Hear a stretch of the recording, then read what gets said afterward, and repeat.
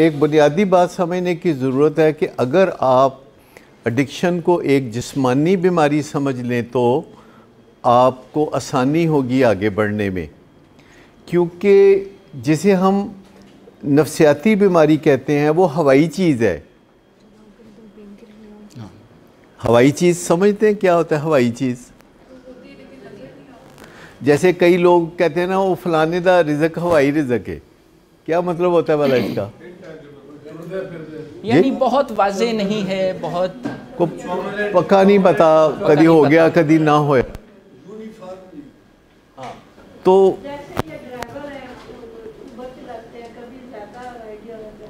हाँ हाँ, लेकिन लोग नौकरी को क्यों पसंद करते हैं कि उसमें पक्का चेक मिलता है, सर्टेनिटी के साथ जी, मतलब पक्का चेक मिलता है कि जी भावें कुछ होवे सानू तो इन्ने पैसे लभणगे, and they settle for less.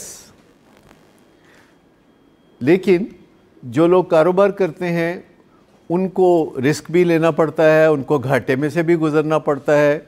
10 में से 9 कारोबार तो वैसे ही तबाह हो जाते हैं एक साल के अंदर। 10 में से 9 कारोबार पाकिस्तान में एक साल के अंदर बर्बाद हो जाते हैं, और उनकी बर्बादी के ऊपर 10वां कारोबार चलता है। नशे की बीमारी को जिस्मानी बीमारी समझ लें तो इससे आपकी बड़ी आसानियां पैदा हो जाएंगी, क्योंकि जिस्मानी बीमारियों को आप ज़्यादा अच्छी तरह से तस्लीम करते हैं। और नशे की बीमारी है जिस्मानी बीमारी, लेकिन ये उस तरह वाज़े नहीं है। जैसे पेट में दर्द होता है तो आप कहते हैं ये जिस्मानी बीमारी है, घुटने में दर्द होता है तो आप कहते हैं कि ये जिस्मानी बीमारी है। लेकिन दिमाग में मसले मसाइल होते हैं, दिमाग अपने फ़राइज़ सही तरह अंजाम नहीं दे सकता तो हम आसानी से समझ नहीं पाते, क्योंकि दिमाग के कुछ फ़राइज़ हैं जो कि बहुत कसीर हैं, तो ढेर सारे फ़राइज़ हैं। दिमाग ने ढेर सारे फ़राइज़ अंजाम देने होते हैं, और उसमें से कुछ अंदर के फ़राइज़ हैं, कुछ बाहर के फ़राइज़ हैं। जैसे हमारा दिल धड़कता है तो दिमाग उस धड़कन को कंट्रोल करता है। हमारे फेफड़े सांस लेते हैं तो दिमाग उसको, रेस्पिरेटरी सेंटर है वहाँ, हर जगह हर चीज़ का एक सेंटर है, दिमाग में एक सेंटर है। हत्ता कि साइंसदानों ने ये पता चलाया कि एक गॉड सेंटर भी होता है दिमाग में, गॉड सेंटर, यानी जहाँ खुदा का ख्याल पलता है और रहता है। और उस सेंटर को डिस्कवर कर लिया गया है कि जो हर इंसान के अंदर एक हायर पावर को तस्लीम करने का जो ख्याल है और जज्बा है, और एक हिस्सा है दिमाग का जो कि गॉड सेंटर कहलाता है। इसी तरह रेस्पिरेटरी सेंटर, कि अगर रेस्पिरेटरी सेंटर डिप्रेस हो जाए तो बंदा सांस नहीं ले सकता, ऐसे लोगों को फिर वेंटिलेटर लगाया जाता है जो कि मसनूई तौर पर वो उसकी जगह ले लेता है। इसी तरह एक हार्ट लंग मशीन होती है, कभी आपने सुना हार्ट लंग मशीन? कि जो दिल को बाईपास करके, फेफड़ों को बाईपास करके, फेफड़ों का और दिल का काम वो मशीन करती है। और जब दिल के ऑपरेशन होते हैं तो हार्ट लंग मशीन पे उसको डाला जाता है, दिल रुक जाता है, फेफड़े रुक जाते हैं, पर सांस चलता रहता है और ब्लड चलता रहता है। ओपन हार्ट सर्जरी की बात कर रहे हैं। ओपन हार्ट सर्जरी भी 2 तरह की होती है। एक ओपन हार्ट सर्जरी होती है जो बीटिंग हार्ट सर्जरी होती है, दिल सामने धड़क रहा होता है और उसकी सर्जरी हो जा रही होती है। एक होता है कि दिल को रोक दिया जाता है कि तुम ज़रा ठहर जाओ, तो उसका फिर काम कर। अब ब्रेन अंदर के बहुत सारे काम करता है। किडनी में वो ब्लड से गलाजतों को अलग कर रहा होता है, तो आप अंदाज़ा करें ये सब ब्रेन कर रहा होता है। और ब्रेन, जब आप किसी बंदे से मुखातब होते हैं तो उसमें भी ब्रेन के बड़े फ़राइज़ होते हैं कि ब्रेन ने आपको कहना है कि तुम थोड़ा मुस्कुराओ, ये बंदा अच्छा है, और इसको घूर के देखो, इसने ज़्यादती की है। तो ये सारे काम ब्रेन ने करने होते हैं जो दूसरों से मुतल्लिका भी होते हैं, और चेहरे पे फिर वो तासरात भी पैदा करने होते हैं जो कि आपकी ज़बान से निकले हुए अल्फाज से मैच करते हो। तो अब आपको अंदाज़ा हो गया कि दिमाग कितने काम करता है। और ये दिमाग जो जज्बात के अंदर भी हिस्सा लेता है और गुफ्तगू में भी हिस्सा लेता है और अंदर का निज़ाम भी चलाता है और मुस्तकबिल के अंदाज़े भी लगाता है और पास्ट की मेमोरीज़ भी रखता है, तो बजा तौर पर हमारे जिस्म का सबसे अहम ऑर्गन है। और ड्रग्स से और साइकेट्रिक डिसऑर्डर से ये बीमार हो जाता है। और अब यानी यूँ समझे कि हमारे जिस्म का निज़ाम चलाने का जो सबसे अहम ऑर्गन है, अगर वो ख़ुद ही बीमार हो जाए, और वो जिस्मानी बीमारी है, यानी दिमाग जिस्मानी निज़ाम का हिस्सा है। एक माइंड होता है, माइंड, और एक होता है ब्रेन। माइंड सॉफ्टवेयर है और ब्रेन हार्डवेयर है, मगज़। तो इसको एक जिस्मानी बीमारी समझें तो कुछ लोगों का दिमाग ड्रग्स से ज़्यादा मुतासर होता है क्योंकि वो ज़्यादा वल्नरेबल होते हैं, या क्योंकि वो ज़्यादा ड्रग्स इस्तेमाल करते रहे होते हैं, चूँकि वो ज़्यादा देर तक ड्रग्स इस्तेमाल करते रहे होते हैं, तो उनका दिमाग काफ़ी मुतासर हुआ होता है और उसे अपने आप को संभालने के लिए वक्त चाहिए होता है, और बेसब्री से ये काम नहीं हो सकते। ये है आपका असल कि ग्रेसफुली, एक लफ्ज़ अक्सर मैं बोलता हूँ, ग्रेसफुली। ग्रेसफुली के अंदर सब कुछ आ जाता है, सब्र भी आ गया, इंतज़ार भी आ गया, और अच्छे फेशियल एक्सप्रेशंस भी उसमें शामिल हो गए, और आपने ठंडे दिल से तस्लीम कर लिया कि इसमें वक्त लगेगा, और बेचैनियों को अलग रख दिया। जी सर, इसी से रिलेटेड मेरा क्वेश्चन है, ये जो हम उदास नाराज से रहते हैं, ये टाइम पीरियड कितनी देर तक चलता है? सबका एक जैसा नहीं है। बताया कि 80% मरीज़ों में ये तेज़ी से ठीक हो जाता है एज़ एक्सपेक्टेड। 16% में इट टेक्स टाइम, कभी अच्छा कभी बुरा, कभी अच्छा कभी बुरा, और 4% हैं कि जिनको एक लंबे जिद्दोजहद और इंतज़ार की ज़रूरत होती है।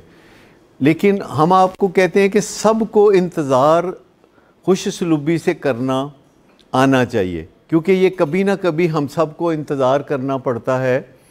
और इंतज़ार खुशसलूबी से करना, क्या मतलब समझे आप इससे, कि जब आपको इंतज़ार करना पड़े तो आप खुशसलूबी से कर सके। एक खुश अखलाकी इसका भी है। जी, मिसाल के तौर पर अगर किसी बंदे के साथ आपके कोई मामला चल रहे हैं और वो जल्दी फ़ैसला नहीं कर रहा, आप चाहते हैं कि वो जल्दी फ़ैसला करे, तो आप अगर उस पर बोझ डालेंगे कि वो जल्दी फ़ैसला करे, तो वो हो सकता है कहे कि अच्छा जाओ फिर मैं नहीं करता।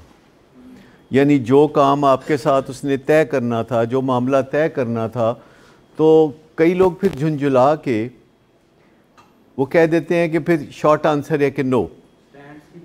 अगर आप जल्दबाजी डालते हैं तो उसमें फिर दूसरे को ये आसान लगता है कि मैं नो कह के जान छुड़ा लूँ, क्योंकि वो समझता है कि नो में तो नुकसान नहीं हो सकता, यस में या तो नफ़ा होगा या नुकसान होगा, नो में तो नुकसान नहीं हो सकता।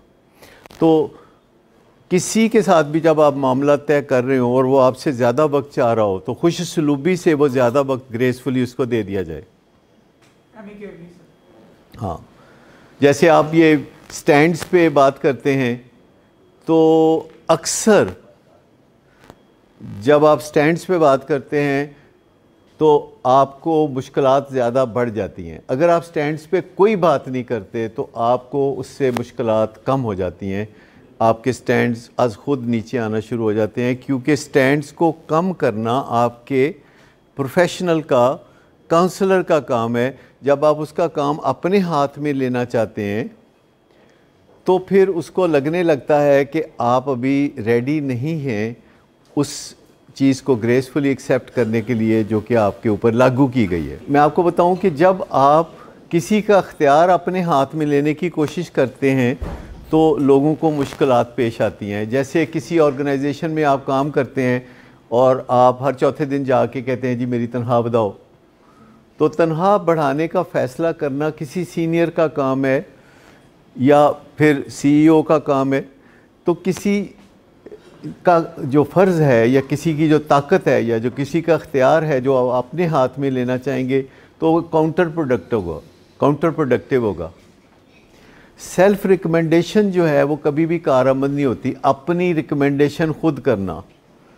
कोई अगर बंदा कहे हुकूमत को कि मुझे तमगा इम्तियाज़ दे दो और हर चौथे दिन ही खत लिख दे कि जी तुहाडी मेहरबानी मैनू तमगा इम्तियाज़ दे दो, तो हुकूमत उसे क्या जवाब देगी? हम जब डिसाइड करेंगे तब वो बोले कि यार अकल करो, तुम या क्या करी जा रहे हो।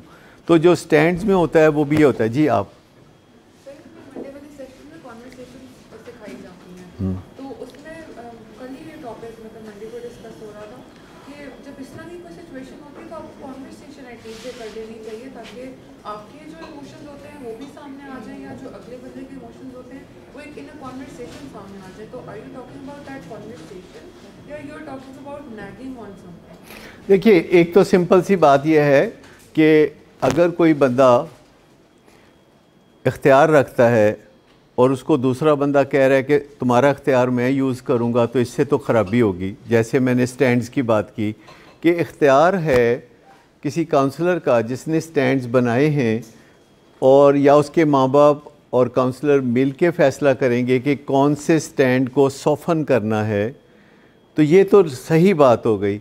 लेकिन अगर कोई रोज़ ज़िद करता है कि मेरा ये स्टैंड ठीक कर दें या मेरा स्टैंड हटा दें, मेरा ये यूँ कर दें और फिर गुस्सा करे उस चीज़ पे, तो इससे तो ख़राबी की तरफ मामला चला जाएगा ना। तो ग्रेसफुली इंतज़ार करना इसका सलूशन है। जो बात आप कन्वर्सेशन की कर रहे हैं, बाज़ औक़ात कन्वर्सेशन करने से लोग घबराते हैं। इसको हम एक्सपीरियंशियल अवॉइडेंस कहते हैं। एक्सपीरियंशियल अवॉइडेंस का मतलब है किसी चीज़ को ना करना, किसी चीज़ को छोड़ देना, किसी चीज़ को मुलतवी कर देना, इसको हम अवॉइडेंस कहते हैं। और एक्सपीरियंशियल का मतलब ये होता है कि उस तजर्बे में से जो गुज़रना है, यानी फीलिंग्स के तजर्बे में से गुज़रना मुश्किल लगता है। एक्सपीरियंशियल अवॉइडेंस का मतलब यह है कि किसी फीलिंग्स के तजर्बे से गुज़रना जब मुश्किल लगता है तो हम कहते हैं कि मैं इस पे बात नहीं करूँगा, क्योंकि दूसरा बंदा हमसे जवाब तलब कर रहा होता है और हमें लगता है कि अगर इसको मैं जवाब दूंगा तो उसके बाद ये कोई मुझे बुरी बात कहेगा और फिर मैं बुरी बात कहूँगा और फिर ये बुरी बात कहेगा और हमारी शाम सारी की सारी ख़राब हो जाएगी। तो बेहतर ये है कि मैं कह दूं कि इस टॉपिक पे मैं बात नहीं करना चाहता। अभी अभी मैं दफ़्तर से आया हूँ, मैं थका हुआ हूँ और अभी मैं तैयार होकर दफ़्तर जा रहा हूँ, इसलिए मेरे पास टाइम नहीं है और अभी मैं दफ़्तर में मसरूफ़ हूँ, इसलिए टेलीफ़ोन पे भी बात नहीं कर सकता। तो ये सिचुएशंस कुछ फेमिलियर लग रही हैं आपको कि कुछ लोग हमेशा बात करने की बजाय बात ना करने को तरजीह देते हैं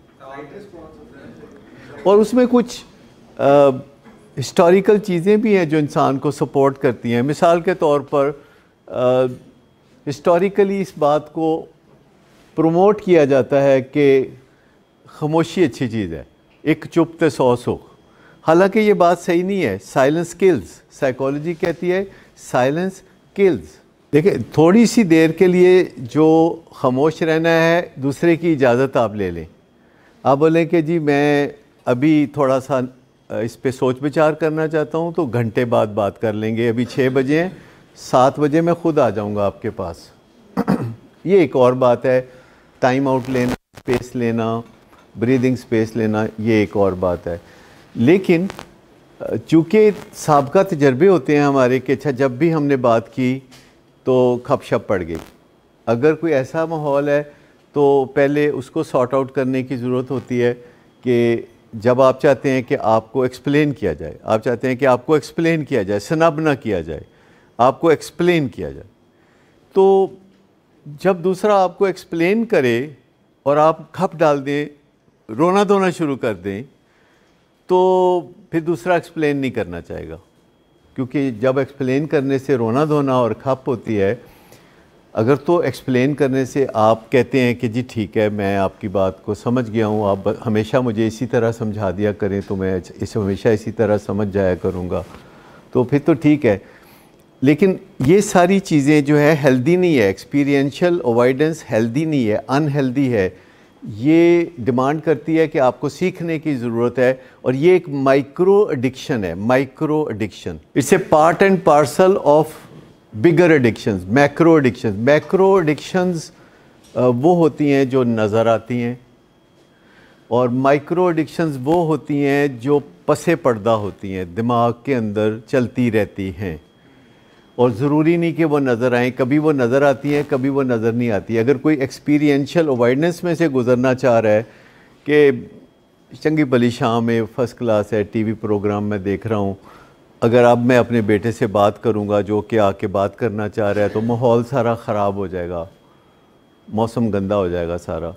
तो फिर आप यूँ समझे कि एक्सपीरियंशियल अवॉइडेंस दूसरा देख तो नहीं सकेगा, लेकिन एक्सपीरियंशियल अवॉइडेंस एक माइक्रो एडिक्शन है। माइक्रो एडिक्शंस का मतलब है कि जो मैक्रो जो आँख से नज़र आती हैं, माइक्रो जो ज़रा छोटी होती हैं, आँख से आसानी से नज़र नहीं आती, पर ज़रा माइक्रोस्कोप के नीचे देख सकते हैं। तो ये 7 होती हैं टोटल माइक्रो एडिक्शंस, 7 होती हैं, और हर किस्म की नज़र आने वाली एडिक्शन में इनका कुछ ना कुछ हिस्सा होता है। कोई 1 2 3 4 5 6 7 या सारी 7 या 5 या 4 इसका इम्पॉर्टेंट हिस्सा होती हैं, जो कि आइडेंटिफाई करना ज़रूरी है। मिसाल के तौर पर आप किसी के पास, अपने पीर साहब के पास गए हैं, और आप उनसे कोई अपने लिए मशवरा तलब करते हैं, तो पीछे नज़रिया क्या है? वो बात जो उसको अच्छी लगे, और जो बात वो करेगा वो मुझे कैसे लगेगी? अच्छी लगेगी, वो मेरे पीर साहब है।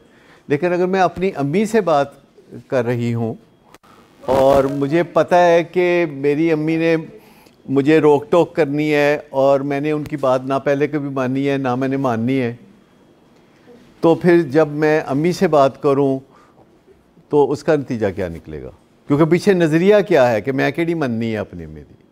देखिए ना, अगर मैं अभी पूछूं नदीम नूर से कि जब भी आप मुझसे कोई बात करेंगे काम काज हवाले से या कोई भी बात आपकी और जो मेरा रिश्ता है, जब भी आप मुझसे बात करेंगे तो आपका नज़रिया क्या है कि वो बात माननी है कि नहीं माननी है?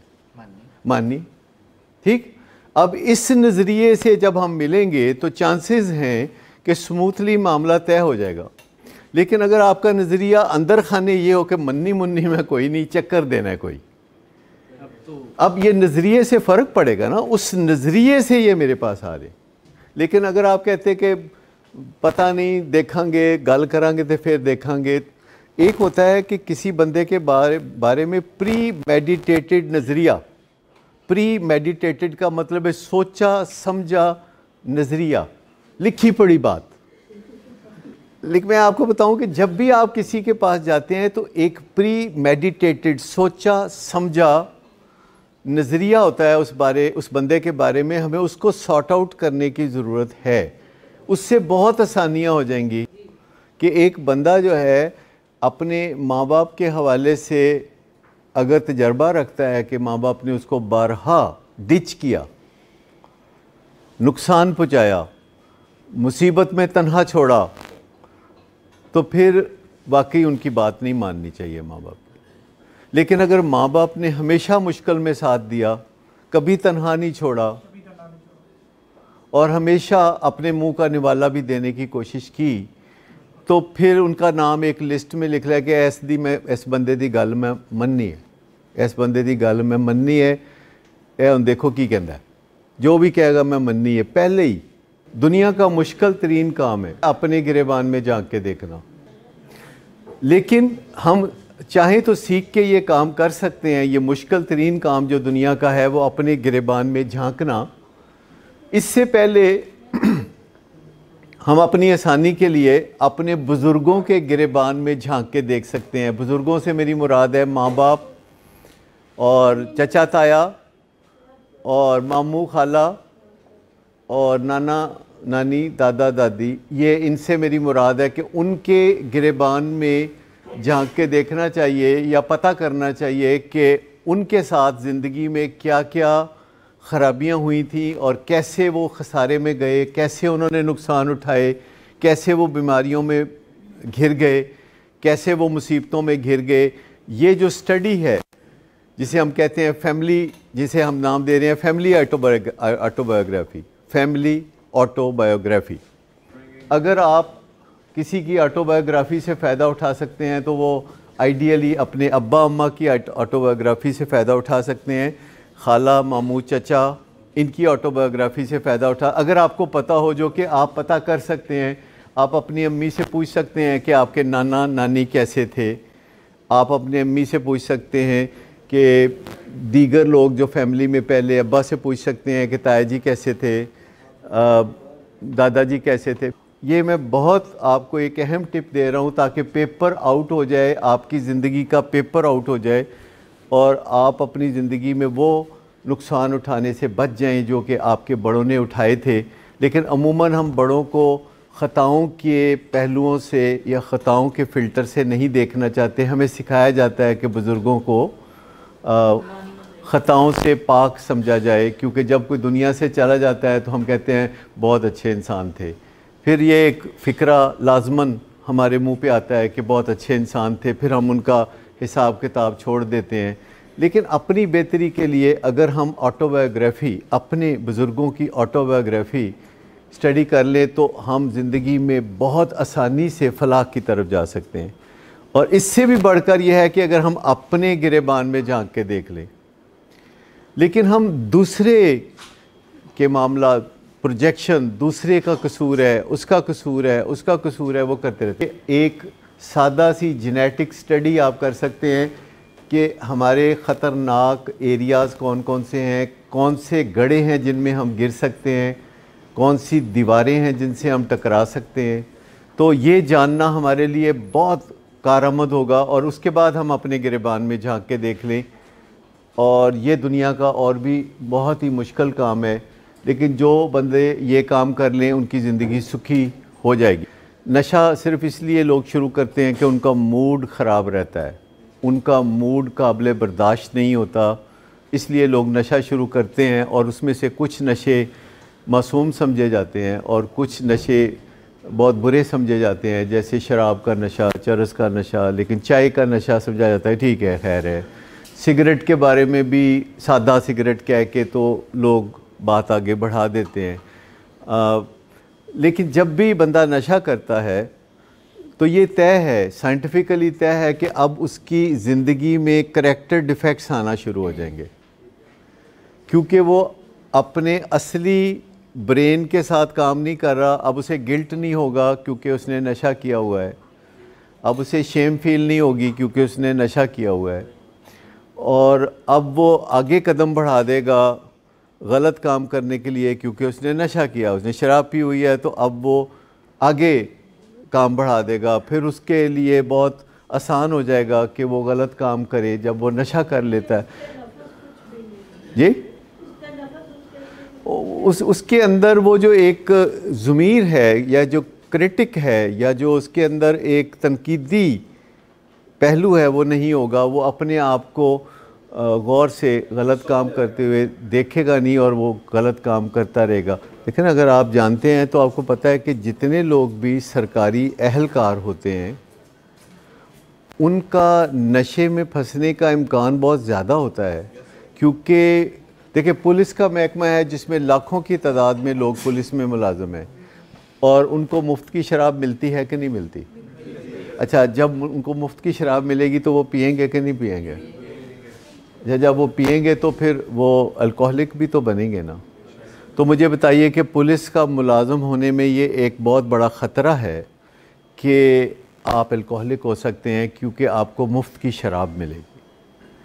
और सरकारी अफसर होना, ब्यूरोक्रेट होना, लोग मुफ्त की शराब पेश करते हैं। बाज़ महकमों में मुलाजमत आप अपने पाँव पे कुल्हाड़ी मारने वाला ही काम करते हैं कि किसी ऐसे महकमे में मुलाजमत करना जिनका ताल्लुक़ मनशियात की रोकथाम से हो या लॉ इन्फोर्समेंट एजेंसी हो, तो उनको सबसे बड़ा ख़तरा तो उनको होगा।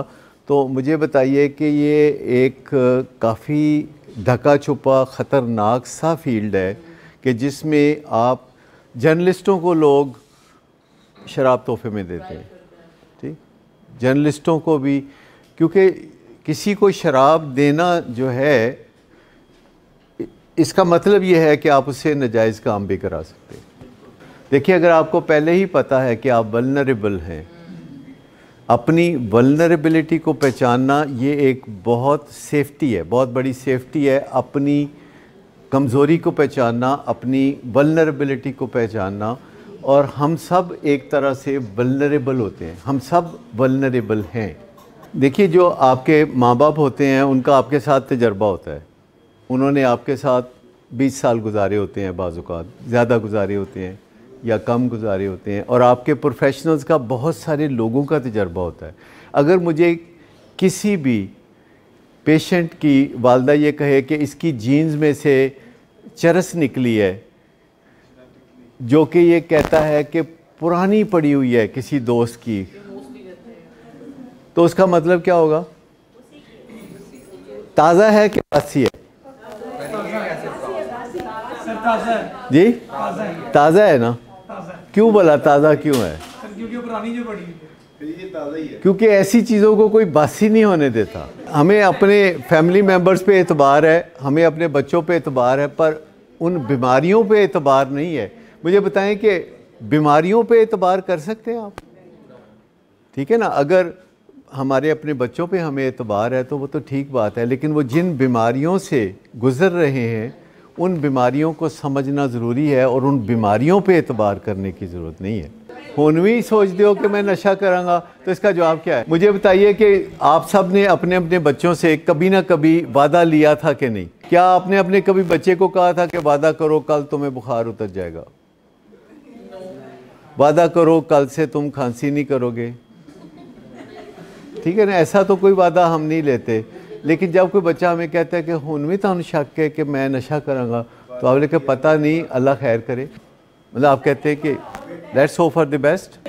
बेटा कहता है कि आपको मुझ पर बिला वजह शकूक है, तो वालिद कहते हैं नहीं, मुझे तुम पे कोई शकूक नहीं है, मुझे तुम पे पकूक है।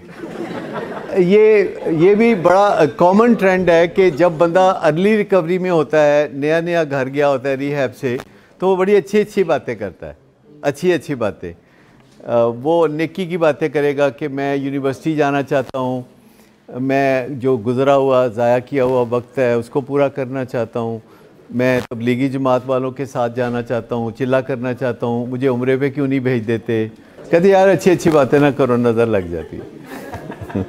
अच्छी अच्छी बातें ना करो, क्योंकि आपका क्या हाल है कि जब कोई बंदा ताज़ा रिहैब से गया होता है और उसने नशा छोड़ा होता है 1-2-3 महीने पहले, तो उसका दिल बिज़नेस को करता है, पढ़ाई को करता है, उसका दिल जो है इन चीज़ों को नहीं करता, उसका दिल जो है वो उदास नाराज़ सा होता है।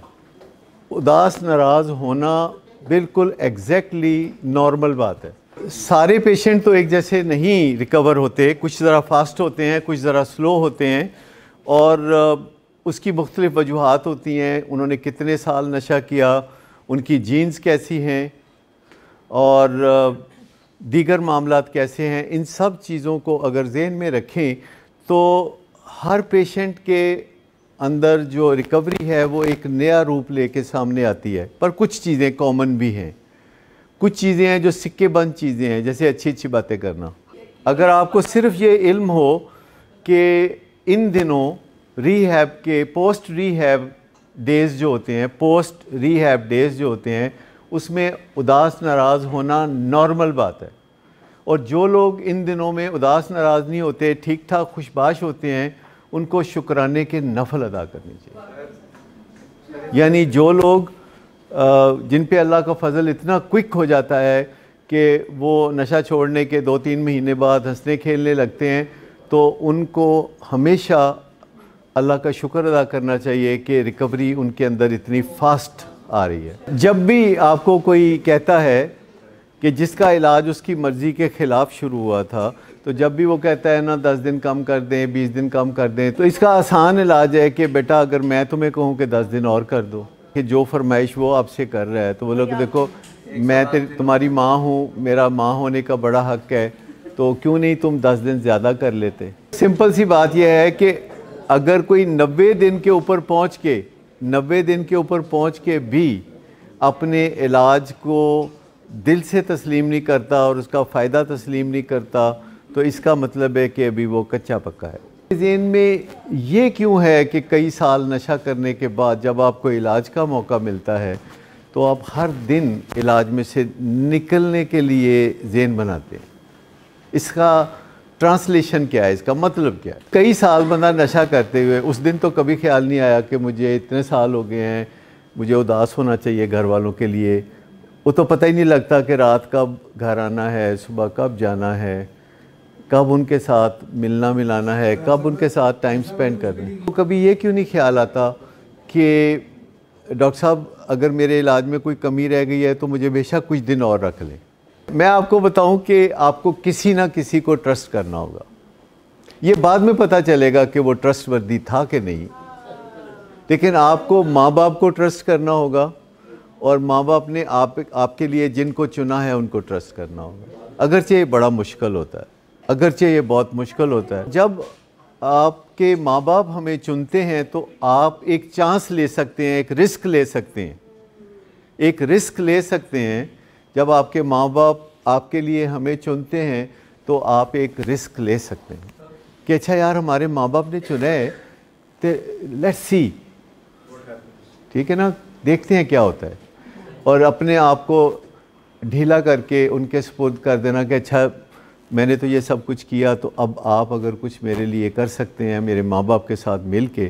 क्योंकि हम अक्सर अपनी ज़िंदगी में कोताहियाँ करते हैं, फिर मेहरबान लोग हमारा भला करते हैं, और वो मेहरबान लोग अगर अपने माँ बाप हो तो क्या बात है। सर हमारे लिए आप हैं। एक ही बात है, चूँकि जब आपके माँ बाप हमें चुन लेते हैं तो वो हमें अपनी एक्सटेंशन बना लेते हैं, एक्सटेंशन यानी वो अपने हाथ लंबे कर लेते हैं। ये बात तो बड़े तकलीफ़ और दिल दुखा देने वाली बात है कि बंदा अपनी औलाद के बारे में जितना कंसर्न्ड होता है, लेकिन जो बात हमने आज जहाँ से शुरू की थी वो ये बात थी कि माँ बाप ये सोचने लगते हैं अपने जोगा हो जाए, रोटी खान जोगा हो जाए। मतलब ये उम्मीदें जो बिल्कुल आप नीचे ले आए हैं ना, इनको ज़रा उठाने की ज़रूरत है। क्योंकि अगर आप मामूली गोल रखते हैं तो उससे जज्बे नहीं जागते, अगर आप मामूली टारगेट रखते हैं तो जज्बे नहीं जागते। तो अपने जज्बों को जगाने के लिए फिर वही सोचें कि हमने बचपन में इनके पैदा होने पर इनको क्या बनाने का सोचा था, डॉक्टर इंजीनियर। तो अभी भी कोई उसी का हम पल्ला, अगर उम्र गुज़र गई है डॉक्टर इंजीनियर बनने की तो उसी का हम पल्ला। क्योंकि मैंने देखा है कि जो नशे की बीमारी है ये लाख तबाहियाँ करती है, लेकिन एक चीज़ मैं आपको बताऊं कि ये जाते जाते अच्छी भी दे जाती है। ये जो गलियों की ठोकरें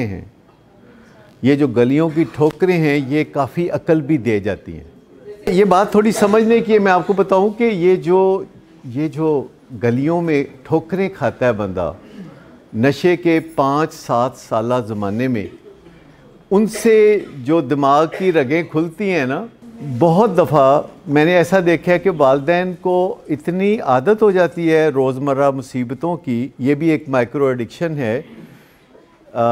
मैं पहले एक माइक्रो एडिक्शन का जिक्र किया जिसे एक्सपीरियंशियल अवॉइडेंस कहते हैं। एक और माइक्रो एडिक्शन है जिसको र्यूमिनेशन कहते हैं। र्यूमिनेशन, इसको जुगाली कहते हैं उर्दू में, जुगाली।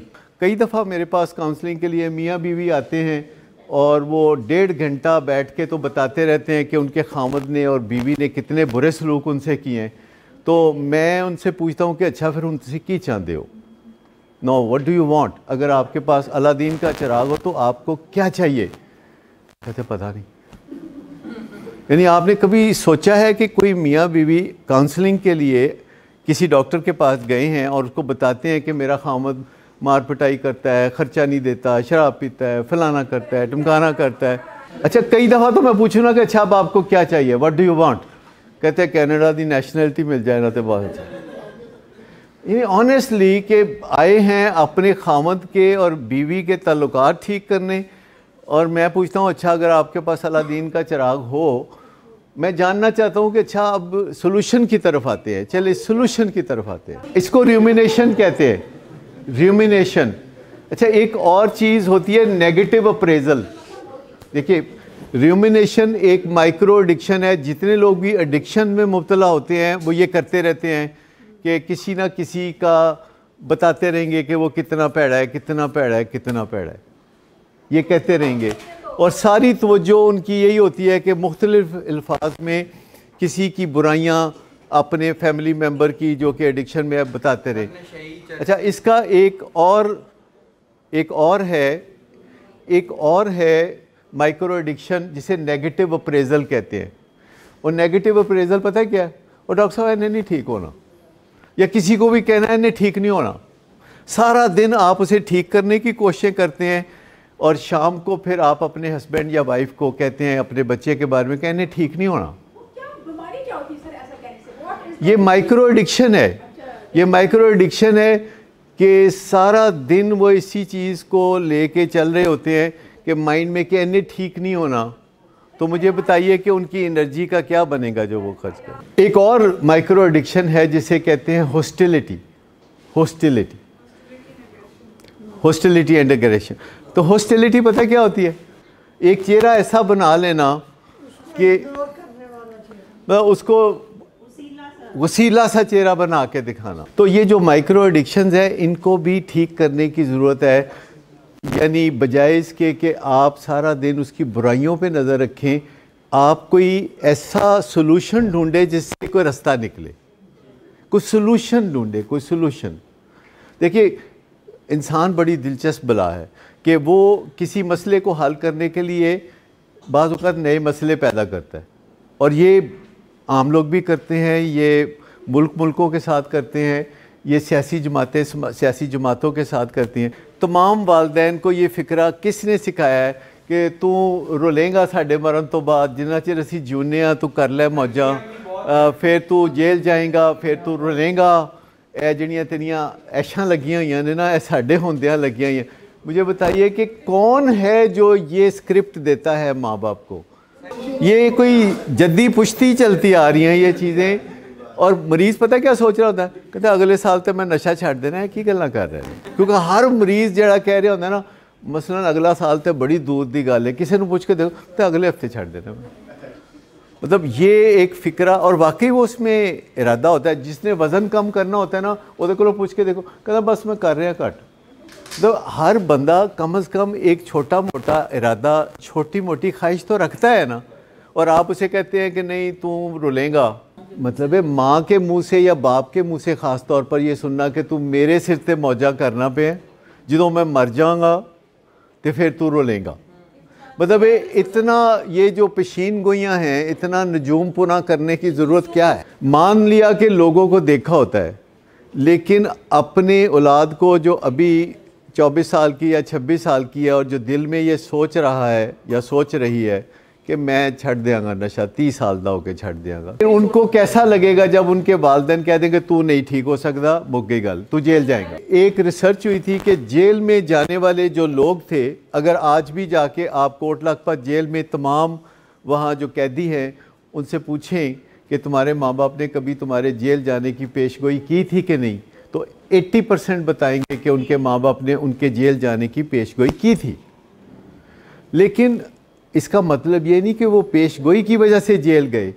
इसका मतलब ये हो सकता है कि उनके माँ बाप जब मायूस हो गए तो उन्होंने कहा कि अब तो शायद हमारी ज़िंदगी का और कोई अंजाम नहीं है, और अगर वो ड्रग्स में हैं और जुर्म कर रहे हैं तो जेल जाने का इम्कान तो है।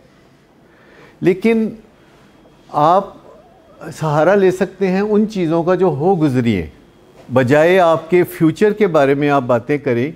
आप ये कह सकते हैं कि पिछली ईद पे तुमने ये किया था, और वो तुम्हारी बहन का रिश्ता आया था जिस दिन, तो उसके रिश्ता देखने वालों से तुमने ये सलूक किया था, और फ़लाँ दिन तुमने पुलिस में जाके थाने में जो रात गुजारी थी तो हमने भी ये तकलीफ़ें बर्दाश्त की थी। ये तो हो गुजरी हैं ना।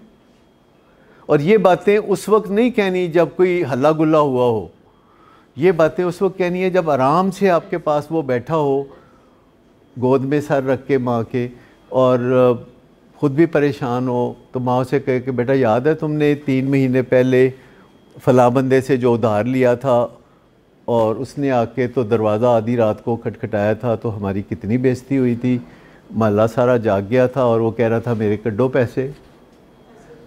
तो किसी ताज़ा वक़ूए के बग़ैर जो बात माजी की बताई जाती है उसका बड़ा असर होता है। कोई रीसेंट इंसिडेंट नहीं हुआ, आप ऐसे ही बैठे बैठे याद दहानी करते हैं कि वो फलां बात हुई थी। अपने नशे के नतीजे में जो वाक़यात हुए थे, इंसिडेंट्स हुए थे, जो एक्सीडेंट्स हुए थे, उनको याद करना ये आपको स्ट्रेंथ देता है, ये आपको ताकत देता है कि आप कहते हैं देखो दिस वाज मी। लेकिन अगला बंदा हैरान हो जाता है कि यार ये देखो अल्लाह ने कितना इसको बदल दिया है, और अगले बंदे के दिल में उसकी इज़्ज़त बढ़ जाती है। लेकिन फ्यूचर के बारे में कुछ ना कहा करें सिवाय इसके कि अच्छा सोचा करें, क्योंकि जब आप फ्यूचर के बारे में अच्छा सोचते हैं तो तदाबीर आना शुरू हो जाती हैं। लेकिन जब आप फ्यूचर के बारे में बुरा सोचते हैं तो फिर आप कहते हैं डूब गया सब कुछ। एक तो नेगेटिव अप्रेजल कि अपने बच्चे के फ्यूचर के बारे में जो पेशगोई करना है ये ज़रूरत ही नहीं है इसकी। और इसके अलावा जो एंग्री फेस बना के चलता फिरना है घर में, जो ही वो आ गया है जो तक घर च नहीं आया सब हसदे खेडते पे ने, लेकिन जो पता लगा ना थले आ गया बंदा अपना तो ऊपर सारा मूड खराब कर लेना कि ए सामने हसांगे तो एवं पता नहीं लिफ्ट ले जाएगा। तो वो भी कोशिश करता है कि मैं घर उसी वक्त आऊँ जब सारे सो चुके हों, और सुबह फिर जब सब अपने कामों पे जा चुके हों तो मैं फिर जागूं। फिर शेर जागता है और माँ तैयार होती है कि पुत्र पराठा खाएंगा कि आमलेट खाएंगा। माँओं का सिर्फ ये होता है कि कुछ खाए मेरा बेटा। तो 3 बजे नाश्ता, फिर से 3 बजे नाश्ता। बात यह है कि माजी के जो वाक़यात हैं उनको बयान करने का हुनर आना चाहिए, पर उस वक्त ना बयान करें जब कोई ताज़ा भी उसने बकुआ किया है। नशे की बीमारी से शिफा पाने के लिए जितना नॉलेज चाहिए, अगर उस तरफ तवज्जो दी जाए तो आपके सारे काम आइंदा जल्दी जल्दी होने लगेंगे। नशे की बीमारी से फलाह पाने के लिए जितना नॉलेज चाहिए, आप हैरान होंगे कि इस फील्ड में इतना ज़्यादा नॉलेज है कि अगर आप ये हासिल करना शुरू कर दें तो आप सुकून की और इत्मीनान की दौलत से माला माल हो जाए। असल चीज़ ये है कि आपका जो सरमाया है आप उस पर गौर करें कि आपका सरमाया क्या है। मैं आपको बताऊं कि लोगों का सरमाया लोगों का होता है, वो हम नहीं छीन सकते, पर हमारा सरमाया क्या है वो हमसे कोई नहीं छीन सकता, जिसे पर्सनल एक्सीलेंस कहते हैं। आप उधर तवज्जो दें जिस लाइन पे आप चल रहे हैं, तो जब आप इत्मीनान की दौलत से माला माल होंगे तो सब पढ़ाइयाँ भी हो जाएंगी और सब कारोबार भी हो जाएंगे। लेकिन बेसब्री से किसी मसले का हल होते मैंने नहीं देखा। मैं आपको बताऊं कि हर चीज़ का कुछ नफ़ा नुकसान भी होता है, और नशे की बीमारी से निकलने वाले लोगों को मैंने देखा है कि उनकी जोड़ कोई नहीं होता। यानी मुझे अगर मशवरा करना हो, पहली बात मैं आपको बताऊं कि मेरा अब कोई दोस्त नहीं है जो कि पहले नशेई नहीं था। मतलब अब जितने भी मेरे दोस्त हैं वो रिकवरी वाले लोग हैं। जो मेरे पुराने दोस्त थे उनको मैंने छोड़ दिया हुआ है क्योंकि वो मेरे लिए इतना कारआमद नहीं थे। और चूँकि मुझे 42-43 साल हो गए हैं काम करते हुए, तो उसमें ऐसे लोग भी हैं जिनकी 25 साल की 30 साल की रिकवरी है, और उनके साथ जब बात करते हैं तो लगता है कि इनसे सिर्फ़ आपको खैर मिल सकती है। और वो अपनी अपनी ज़िंदगियों में कामकाज करते हैं, लेकिन कभी कभी मेरे साथ वॉक पे वो भी आते हैं, और वो अल्कोहलिक भी थे पहले, उसके बाद मेरे साथ काम भी करते रहे, और वो आपको बताएंगे कि उन्होंने कैसे शराब को छोड़ के ज़िंदगी को खूबसूरत बनाया, बेहतर बनाया। मेरा हाल सेशन ख़त्म कर देते हैं। थैंक यू वेरी मच जी, बहुत शुक्रिया।